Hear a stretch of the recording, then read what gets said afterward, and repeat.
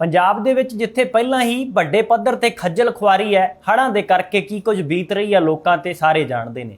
ਖੇਤੀ ਦਾ ਵੱਡਾ ਹਿੱਸਾ ਪ੍ਰਭਾਵਿਤ ਹੋ ਚੁੱਕਾ ਹੈ ਤੇ ਹੁਣ ਗੱਲ ਕਰਦੇ ਹਾਂ ਡੀਏਪੀ ਖਾਦ ਦਾ। ਡੀਏਪੀ ਖਾਦ ਦਾ ਜਿਹੜਾ ਸਟਾਕ ਇਸ ਵਾਰੀ ਆਇਆ ਉਸ ਦੇ ਵਿੱਚ ਪ੍ਰਾਈਵੇਟ ਡੀਲਰਾਂ ਨੂੰ ਮੌਜਾਂ ਹੀ ਮੌਜਾਂ ਨੇ, ਕਿਉਂਕਿ ਉਹਨਾਂ ਨੂੰ ਤਕਰੀਬਨ 90% ਦੀ ਡੀਏਪੀ ਖਾਦ ਮਿਲ ਗਈ ਹੈ। ਹਾਲਾਂਕਿ ਕੋਟੇ ਦੇ ਮੁਤਾਬਕ ਸਹਿਕਾਰੀ ਸਭਾਵਾਂ ਦਾ ਤੇ ਪ੍ਰਾਈਵੇਟ ਡੀਲਰਾਂ ਦਾ ਇੱਕ ਰੇਸ਼ੀਓ ਹੁੰਦੀ ਹੈ, ਜਿੰਨਾ ਸਟਾਕ ਆਉਂਦਾ ਉਸ ਦੇ ਵਿੱਚੋਂ ਕੁਝ ਫੀਸਦੀ ਪ੍ਰਾਈਵੇਟ ਡੀਲਰਾਂ ਨੂੰ ਦਿੱਤੀ ਜਾਂਦੀ ਹੈ ਖਾਦ, ਔਰ ਕੁਝ ਸਹਿਕਾਰੀ ਸਭਾਵਾਂ ਦੇ ਕੋਲ ਜਿਹੜੇ ਕਿਸਾਨਾਂ ਦੇ ਖਾਤੇ ਸਹਿਕਾਰੀ ਸਭਾਵਾਂ ਦੇ ਵਿੱਚ ਖੁੱਲੇ ਨੇ ਉਹ ਉੱਥੋਂ ਖਾਦ ਪ੍ਰਾਪਤ ਕਰਦੇ ਨੇ।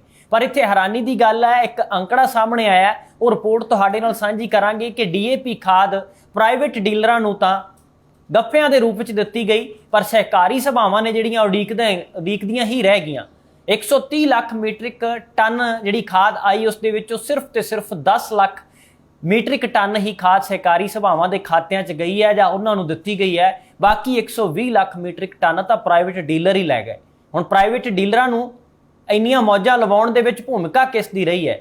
ਹਾਲਾਂਕਿ ਇਸ ਮਸਲੇ ਦੇ ਵਿੱਚ ਜੋ ਮਾਰਕਫੈਡ ਹੈ ਉਸ ਦੇ ਉੱਤੇ ਜਿਹੜੇ ਸਵਾਲ ਵੀ ਉੱਠ ਰਹੇ ਨੇ ਕਿ ਮਾਰਕਫੈਡ ਨੇ ਹੀ ਦੀ ਨਲਾਇਕੀ ਕਰਕੇ ਇਹ ਸਾਰਾ ਕੁਝ ਹੋਇਆ ਹੈ, ਖੇਤੀ ਮਹਿਕਮੇ ਦਾ ਕਹਿਣਾ ਹੈ। ਪਰ ਮੁੱਖ ਸਕੱਤਰ ਅਨੁਰਾਗ ਵਰਮਾ ਨੇ ਖੇਤੀ ਮਹਿਕਮੇ ਦੇ ਅਧਿਕਾਰੀਆਂ ਦੀ ਵੀ ਕਲਾਸ ਲਾ ਦਿੱਤੀ ਹੈ, ਝਾੜ ਝੰਬ ਕੀਤੀ ਹੈ ਸ਼ਬਦੀ ਭਾਸ਼ਾ ਦੇ ਵਿੱਚ ਕਿ ਇਹ ਕਿਸ ਤਰ੍ਹਾਂ ਹੋ ਗਿਆ ਕਿ ਪ੍ਰਾਈਵੇਟ ਡੀਲਰਾਂ ਨੂੰ ਵੱਡੇ ਵੱਡੇ ਗੱਫੇ ਦੇ ਦਿੱਤੇ ਗਏ ਤੇ ਸਹਿਕਾਰੀ ਸਭਾਵਾਂ ਹਾਲੇ ਉਡੀਕਦੀਆਂ ਹੀ ਰਹਿ ਗਈਆਂ, ਉਹਨਾਂ ਨੂੰ ਖਾਦ ਬਹੁਤੀ ਦਿੱਤੀ ਨਹੀਂ ਗਈ।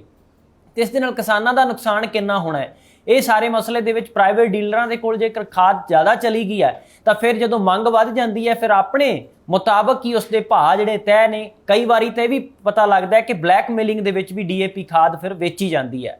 ਪਰ ਇਹ ਗੱਲ ਦੀ ਪੂਰਤੀ ਕਿਵੇਂ ਹੋਵੇਗੀ? 90% ਦੀ ਡੀਏਪੀ ਖਾਦ ਪ੍ਰਾਈਵੇਟ ਡੀਲਰਾਂ ਨੂੰ ਦਿੱਤੀ ਗਈ ਹੈ ਤੇ ਮੁੱਖ ਸਕੱਤਰ ਦੇ ਵੱਲੋਂ ਖੇਤੀ ਮਹਿਕਮੇ ਦੇ ਅਫਸਰਾਂ ਨੂੰ ਜਿਹੜੀ ਹੈ ਸਖਤ ਸ਼ਬਦਾਂ ਦੇ ਵਿੱਚ ਤਾੜਨਾ ਵੀ ਕੀਤੀ ਗਈ ਹੈ, ਜਵਾਬ ਮੰਗਿਆ ਗਿਆ। ਮਾਰਕਫੈਡ ਆਪਣੀ ਨਲਾਇਕੀ ਛੁਪਾ ਰਿਹਾ ਹੈ, ਇਹ ਕਹਿਣਾ ਹੈ ਖੇਤੀ ਮਹਿਕਮੇ ਦੇ ਡਾਇਰੈਕਟਰ ਦਾ। ਜਦੋਂ ਇਹ ਗੱਲ ਉੱਥੇ ਪੁੱਜੀ ਹੈ ਤਾਂ ਫਿਰ ਗੁਰਵਿੰਦਰ ਸਿੰਘ ਜਿਹੜੇ ਖੇਤੀ ਮਹਿਕਮੇ ਦੇ ਡਾਇਰੈਕਟਰ ਨੇ ਉਹਨਾਂ ਦਾ ਕਹਿਣਾ ਹੈ ਕਿ ਅਸਲ ਵਿੱਚ ਮਾਰਕਫੈਡ ਨੇ ਹੀ ਖਾਦ ਲੈਣ ਤੋਂ ਨਾ ਕਰ ਦਿੱਤੀ ਸੀ ਤੇ ਹੁਣ ਨਲਾਇਕੀ ਛੁਪਾਉਣ ਦੀ ਖਾਤਰ ਇਹ ਦੋਸ਼ ਲਗਾ ਰਹੇ ਨੇ। ਉਹਨਾਂ ਕਿਹਾ ਕਿ ਮਾਰਕਫੈਡ ਵੱਲੋਂ ਖਾਦਾਂ ਦੀ ਐਲੋਕੇਸ਼ਨ ਵਾਸਤੇ ਪੱਤਰ ਜਾਰੀ ਕਰਨ ਲਈ ਕਹਿਣ ਮਗਰੋਂ ਹੀ ਉਕਤ ਪੱਤਰ ਜਾਰੀ ਕੀਤਾ ਜਾਂਦਾ ਹੈ ਤੇ ਇਸ ਵਾਰ ਮਾਰਕਫੈਡ ਨੂੰ ਇਹ ਪੱਤਰ ਜਾਰੀ ਕਰਨ ਲਈ ਹੀ ਕਿਹਾ ਹੀ ਨਹੀਂ ਸੀ। ਮਾਰਕਫੈਡ ਨੂੰ ਐਲੋਕੇਸ਼ਨ ਨਹੀਂ ਦਿੱਤੀ, ਇਹ ਐਮਡੀ ਕਹਿ ਰਹੇ ਨੇ। ਮਾਰਕਫੈਡ ਦਾ ਇਸ ਦੇ ਉੱਤੇ ਕੀ ਸਪਸ਼ਟੀਕਰਨ ਹੈ? ਮਾਰਕਫੈਡ ਦੇ ਐਮਡੀ ਜਿਹੜੇ ਗਰੀਸ਼ ਦਿਆਲਨ ਨੇ ਉਹਨਾਂ ਨੇ ਆਖਿਆ ਕਿ ਯੂਰੀਆ ਖਾਦ ਲਿਫਟ ਕਰਨ ਵਿੱਚ ਕੁਝ ਅਧਿਕਾਰੀਆਂ ਨੇ ਅਣਗਹਿਲੀ ਕੀਤੀ ਸੀ ਜਿਨ੍ਹਾਂ ਖਿਲਾਫ ਐਕਸ਼ਨ ਲਿਆ ਗਿਆ ਸੀ, ਪਰ ਡੀਏਪੀ ਖਾਦ ਦੀ ਐਲੋਕੇਸ਼ਨ ਤਾਂ ਮਾਰਕਫੈਡ ਨੂੰ ਦਿੱਤੀ ਹੀ ਨਹੀਂ ਗਈ ਹੈ। ਇਹ ਗੱਲ ਮਾਰਕਫੈਡ ਵੱਲੋਂ ਵੀ ਕਹਿ ਗਈ। ਹੁਣ ਇਸ ਦੇ ਵਿੱਚ ਕਸੂਰਵਾਰ ਕੌਣ ਹੈ ਕਿ ਪ੍ਰਾਈਵੇਟ ਡੀਲਰਾਂ ਦੇ ਉੱਤੇ ਮਿਹਰਬਾਨ ਕੌਣ ਹੋ ਗਿਆ? ਇਹ ਮਿਹਰਬਾਨੀ ਕਿਸ ਦੀ ਵਜ੍ਹਾ ਕਰਕੇ ਹੋਈ ਹੈ? ਜਦੋਂ ਇਹ ਗੱਲ ਉੱਚ ਅਧਿਕਾਰੀਆਂ ਤੱਕ ਪੁੱਜੀ ਹੈ, ਮੁੱਖ ਸਕੱਤਰ ਤੱਕ ਜਾਂਦੀ ਹੈ ਤਾਂ ਫਿਰ ਉਹਨਾਂ ਨੇ ਖੇਤੀ ਮਹਿਕਮੇ ਦੇ ਅਫਸਰਾਂ ਤੋਂ ਇਹ ਪੁੱਛਿਆ, ਜਵਾਬ ਤਲਬੀ ਕਰਨ ਦੀ ਕੋਸ਼ਿਸ਼ ਕੀਤੀ।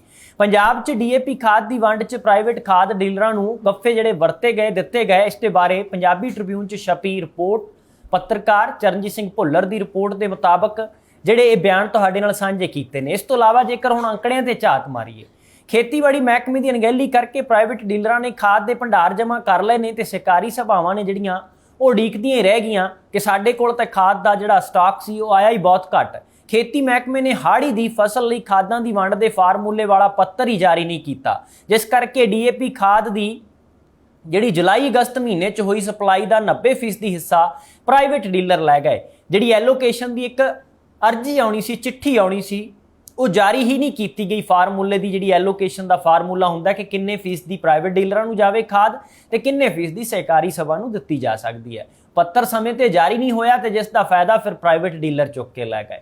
ਕੀ ਪ੍ਰਾਈਵੇਟ ਡੀਲਰਾਂ ਨੇ ਕੋਈ ਲਾਲਚ ਦਿੱਤਾ ਹੋਵੇਗਾ ਕਿਸੇ ਨੂੰ ਕਿ ਰੋਕ ਕੇ ਰੱਖਿਓ, ਪੱਤਰ ਜਾਰੀ ਨਾ ਕਰਿਓ, ਕਿ ਵਾਕਈ ਅਣਜਾਣੇ ਚਣਗਹਿਲੀ ਹੋਈ ਹੈ? ਇਸ ਦਾ ਜਵਾਬ ਜ਼ਰੂਰ ਦੇਣਾ ਚਾਹੀਦਾ ਅਧਿਕਾਰੀਆਂ ਨੂੰ ਖੁੱਲ੍ਹ ਕੇ ਕਿ ਇਸ ਮਸਲੇ ਦੇ ਵਿੱਚ ਨਲਾਇਕੀ ਕਿਸ ਦੀ ਹੈ, ਅਣਗਹਿਲੀ ਕਿਸ ਦੀ ਹੈ। ਹਾਲਾਂਕਿ ਇੱਕ ਦੂਜੇ ਦੇ ਉੱਤੇ ਤਹਿਮਤ ਲਾਉਣ ਦੇ ਨਾਲ ਇਹ ਮਸਲਾ ਹੱਲ ਹੋਣ ਵਾਲਾ ਨਹੀਂ ਹੈ।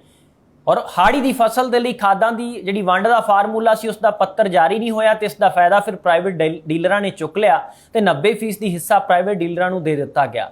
ਇੱਥੇ ਵੀ ਦੱਸਣਾ ਬਣਦਾ ਹੈ ਕਿ ਜਿਹੜੀ ਖਰੀਦ ਸੀਜ਼ਨ ਵਿੱਚ ਸਪਲਾਈ ਹੋਈ ਖਾਦ ਵਿੱਚੋਂ 60% ਦੀ ਹਿੱਸਾ ਸਹਿਕਾਰੀ ਸਭਾਵਾਂ ਨੂੰ ਤੇ 40% ਦੀ ਜਿਹੜਾ ਪ੍ਰਾਈਵੇਟ ਡੀਲਰਾਂ ਨੂੰ ਦਿੱਤਾ ਗਿਆ ਸੀ। ਹੁਣ ਜੁਲਾਈ ਅਗਸਤ ਮਹੀਨਿਆਂ ਦੌਰਾਨ ਪੰਜਾਬ ਵਿੱਚ 1.30 ਲੱਖ ਮੀਟ੍ਰਿਕ ਟਨ ਜਿਹੜੀ ਡੀਏਪੀ ਖਾਦ ਪੁੱਜੀ ਉਸ ਵਿੱਚੋਂ 1.20 ਲੱਖ ਮੀਟ੍ਰਿਕ ਟਨ ਆ ਜਿਹੜੀ ਖਾਦ ਪ੍ਰਾਈਵੇਟ ਡੀਲਰਾਂ ਨੂੰ ਦੇ ਦਿੱਤੀ ਗਈ ਹੈ ਤੇ ਸਿਰਫ 10 ਲੱਖ ਮੀਟ੍ਰਿਕ ਟਨ ਜਿਹੜੀ ਖਾਦ ਹੀ ਸਹਿਕਾਰੀ ਸਭਾਵਾਂ ਦੇ ਹਿੱਸੇ ਆਈ ਹੈ।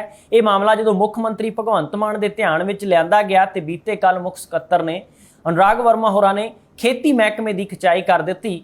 ਉਹਨਾਂ ਨੂੰ ਤਾੜਨਾ ਕੀਤੀ ਸਖਤ ਸ਼ਬਦਾਂ ਦੇ ਵਿੱਚ ਕਿ ਜਿਸ ਮਗਰੋਂ ਖੇਤੀ ਮਹਿਕਮੇ ਨੇ ਤੁਰੰਤ 2023-24 ਲਈ ਖਾਦ ਦੀ ਸਪਲਾਈ ਦਾ ਫਾਰਮੂਲਾ ਤੈਅ ਕਰਕੇ ਪੱਤਰ ਹੁਣ ਜਾਰੀ ਕਰ ਦਿੱਤਾ। ਮੁੱਢਲੇ ਪੜਾਅ ਤੇ ਮਾਮਲਾ ਪੰਜਾਬ ਵਿਧਾਨ ਸਭਾ ਦੀ ਸਹਿਕਾਰਤਾ ਬਾਰੇ ਬਣੀ ਕਮੇਟੀ ਦੇ ਧਿਆਨ ਵਿੱਚ ਆਇਆ ਸੀ, ਜਿਸ ਦੀ ਮੀਟਿੰਗ ਬੀਤੀ 22 ਅਗਸਤ ਨੂੰ ਚੇਅਰਮੈਨ ਗੁਰਪ੍ਰੀਤ ਸਿੰਘ ਵਣਾਵਾਲੀਆਂ ਦੀ ਪ੍ਰਧਾਨਗੀ 'ਚ ਹੋਈ ਸੀ।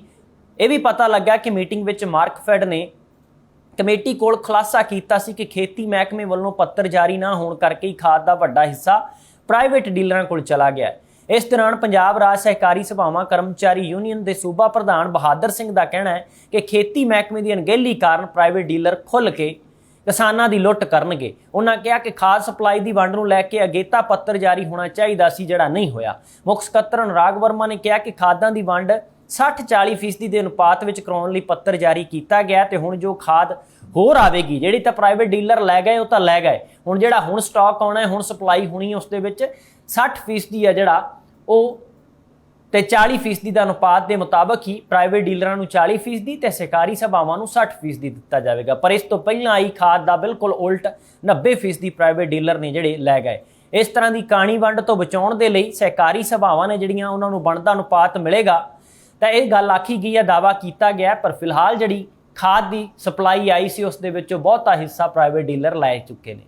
ਹੁਣ ਅਣਗਹਿਲੀ ਦਾ ਹਿੱਸਾ ਰਿਹਾ ਜਾਂ ਫਿਰ ਅੰਦਰ ਖਾਤੇ ਕੋਈ ਗੱਲਬਾਤ ਤਾਂ ਨਹੀਂ ਹੋ ਗਈ ਕਿ ਪ੍ਰਾਈਵੇਟ ਡੀਲਰਾਂ ਨੂੰ ਮੌਕਾ ਦੇ ਦਿਓ ਖਰੀਦਣ ਦਾ ਜਿੰਨਾ ਮਰਜ਼ੀ। ਇਸ ਦੇ ਉੱਤੇ ਸਹਿਕਾਰੀ ਸਭਾਵਾਂ ਨੇ ਜਿਹੜੀਆਂ ਉਹਨਾਂ ਦੇ ਜਿਹੜੀ ਯੂਨੀਅਨ ਹੈ ਉਹਨਾਂ ਦਾ ਵੀ ਇਸ ਦੇ ਉੱਤੇ ਰੋਸ ਸੀ। ਇਸੇ ਕਰਕੇ ਹੀ ਇਹ ਗੱਲ ਮੁੱਖ ਮੰਤਰੀ ਦੇ ਦਫ਼ਤਰ ਤੱਕ ਪੁੱਜਦੀ ਹੈ ਤੇ ਉਸ ਤੋਂ ਬਾਅਦ ਮੁੱਖ ਸਕੱਤਰ ਨਹੀਂ। ਇਸੇ ਕਰਕੇ ਖੇਤੀ ਮਹਿਕਮੇ ਨੂੰ ਤਾੜਨਾ ਸਖਤ ਸ਼ਬਦਾਂ 'ਚ ਕੀਤੀ ਹੈ ਕਿ ਅਗਾਊਂ ਜਿਹੜੇ ਪੱਤਰ ਜਾਰੀ ਕਰਨੇ ਹੁੰਦੇ ਨੇ ਉਸ 'ਚ ਕਿਸੇ ਤਰ੍ਹਾਂ ਦੀ ਅਣਗਹਿਲੀ ਅੱਗੇ ਤੋਂ ਨਾ ਵਰਤੀ ਜਾਵੇ। ਔਰ ਜਿਵੇਂ ਹੁਣ ਖਾਦ ਦੀ ਸਪਲਾਈ ਨਵੀਂ ਆਉਣੀ ਹੈ ਤੇ ਉਸ ਦੇ ਵਿੱਚ ਸਹਿਕਾਰੀ ਸਭਾਵਾਂ ਦਾ ਬਣਦਾ ਹਿੱਸਾ ਜ਼ਰੂਰ ਦਿੱਤਾ ਜਾਵੇ। ਉਸੇ ਹਿਸਾਬ ਦੇ ਨਾਲ ਐਲੋਕੇਸ਼ਨ ਹੋਵੇ, ਵੰਡ ਹੋਵੇ, ਉਸੇ ਦੇ ਫਾਰਮੂਲੇ ਦੇ ਤਹਿਤ ਹੀ ਕੰਮ ਹੋਣਾ ਚਾਹੀਦਾ। ਜੇਕਰ ਨਾ ਹੋਇਆ ਤੇ ਆਉਣ ਵਾਲੇ ਸਮੇਂ ਦੇ ਵਿੱਚ ਫਿਰ ਵਿਭਾਗੀ ਕਾਰਵਾਈ ਵੀ ਨਾਲ ਸੰਬੰਧਿਤ ਅਧਿਕਾਰੀਆਂ ਦੇ ਖਿਲਾਫ ਹੋ ਸਕਦੀ ਹੈ। ਇਹਨਾਂ ਤਾੜਨਾ ਦੇ ਨਾਲ ਹੀ ਹਦਾਇਤ ਦੇ ਦਿੱਤੀ ਗਈ ਹੈ। ਦੇਖਦੇ ਹਾਂ ਕਿ ਆਉਣ ਵਾਲੇ ਸਮੇਂ ਦੇ ਵਿੱਚ ਸਹਿਕਾਰੀ ਸਭਾਵਾਂ ਦੇ ਖਾਤੇ ਖਾਦ ਦਾ ਹਿੱਸਾ ਕਿੰਨਾ ਆਉਂਦਾ ਹੈ। ਜਦ ਤੱਕ ਕੋਈ ਅਗਲਾ ਅਪਡੇਟ ਆਉਂਦਾ ਤਦ ਤੱਕ ਤੁਸੀਂ ਬਣੇ ਰਹੋ ABC ਪੰਜਾਬ ਦੇ ਨਾਲ।